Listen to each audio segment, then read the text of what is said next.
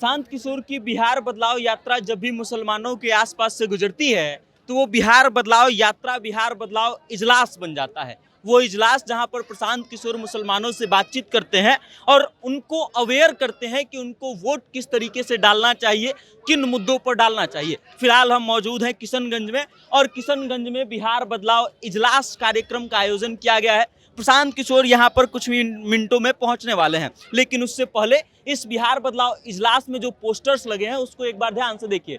जन स्वराज का बिहार बदलाव इजलास कार्यक्रम का पोस्टर लगा हुआ है और इस पर देखिए लिखा क्या गया है, कौम की बुनियादी बातें मानकर ही मुस्लिम समाज का भला हो सकता है। प्रशांत किशोर का एक पोस्टर ये है, एक पोस्टर दूसरी तरफ है जिसमें लिखा गया है कि सियासी नुमाइंदगी और सामाजिक हिस्सेदारी जो है से ही इंसाफ और तामीर मुमकिन है। अब आप इस बात से अंदाजा लगाइए कि प्रशांत किशोर जिस तरीके से लोगों से बातचीत करते हैं, लोगों को अवेयर करने के लिए इनके पोस्टर्स पर जो बातें लिखी गई हैं वो अगर मुसलमानों को समझ में आने लगी तो कितना तगड़ा काम हो सकता है। उसके बाद दूसरी तरफ जो है पोस्टर लगा हुआ है, उसमें लिखा हुआ है हक और हिस्सेदारी से ही बदलती है तकदीर। मतलब ये कि प्रशांत किशोर ये बात बता रहे हैं, मुसलमानों को कहीं ना कहीं इस बात के लिए अवेयर कर रहे हैं कि अगर आपका स्थिति बदलना है, आपको अपना स्थिति बदलना है तो उसके लिए आपको हक और हिस्सेदारी दोनों की जरूरत होगी। और इस तरीके से प्रशांत किशोर जो है मुसलमानों को अवेयर करने का काम कर रहे हैं। मुसलमानों के पास जब भी जाते हैं प्रशांत किशोर तो इस बात का दावा करते हैं कि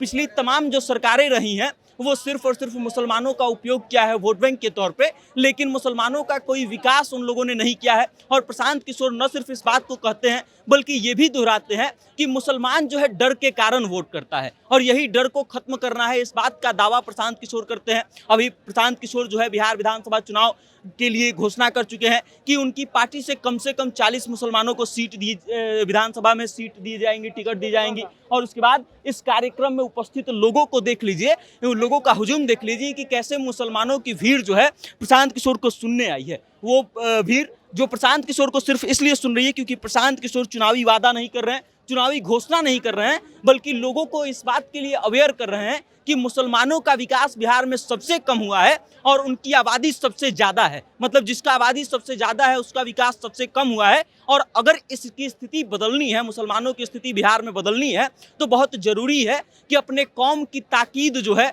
जो उनकी शिक्षा है उसका ध्यान रखकर तब अपना नेता चुने। अपने कौम के ग्रंथों का बात करते हैं प्रशांत किशोर, जो हदीस और कुरान का बात करते हैं, उसमें जो लिखी बातें हैं उसके माध्यम से लोगों को समझाने का काम जो है प्रशांत किशोर करते हैं। सीमांचल का ये इलाका जो मुस्लिम बहुल है वहाँ पर प्रशांत किशोर का इम्पैक्ट कितना तगड़ा हो रहा है, इस बात को आप समझिए कि जहाँ भी सीमांचल में प्रशांत किशोर की सभा हो रही है, मुसलमानों का एक बड़ा वर्ग जो है उनकी सभा में उपस्थित होता है, जो प्रशांत किशोर को सुनता है और उसके बाद ये तय करता है कि इस बार का जो वोट वो देंगे तो अपने बच्चों के लिए देंगे, अपने धर्म ग्रंथों में लिखी बातों का ध्यान रख करके देंगे। अब आप इस बात का अंदाजा लगाइए कि प्रशांत किशोर की ये बातें अगर मुस्लिमों के दिमाग में पहुंच गई कि जिन लोगों ने उनका वोट लिया है वो उन्होंने उनका विकास नहीं किया है, तो ये कितना बड़ा बदलाव ला सकता है। बिहार में बदलाव की जो लहर प्रशांत किशोर लेकर के चल रहे हैं उसमें मुस्लिमों को न सिर्फ कंधा लगाने की बात करते हैं बल्कि कहते हैं कि मुस्लिमों के कारण ही व्यवस्था परिवर्तन किया जा सकता है।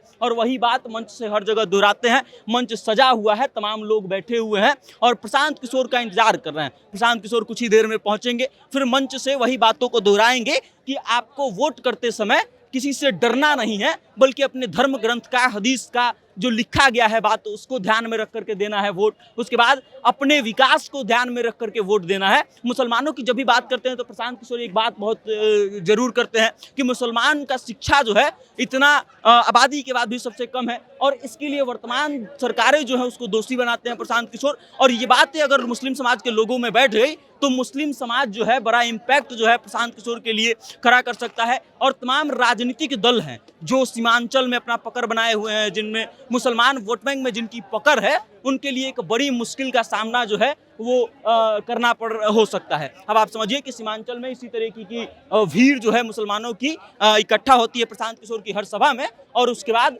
लोगों का जो राय है वो प्रशांत किशोर को लेकर के लगातार बदल रहा है। प्रशांत किशोर के समर्थन में लोग धीरे धीरे जुड़ते जा रहे हैं। बाकी अब आप इस वीडियो को लेकर के क्या सोचते हैं? मुसलमानों से जिस तरीके की बात प्रशांत किशोर करते हैं, उनके विकास की बात जिस तरीके से प्रशांत किशोर करते हैं, उसको आप कितना कारगर मानते हैं और आपको क्या लगता है कि मुस्लिम वोट बैंक जो है वो क्या प्रशांत किशोर उसको अपने खाते में ला पाएंगे या नहीं? अपनी राय कमेंट करके हम तक भेज दीजिएगा और देखते रहिएगा जनता जंक्शन। मेरा नाम वेद प्रकाश है। बहुत बहुत धन्यवाद।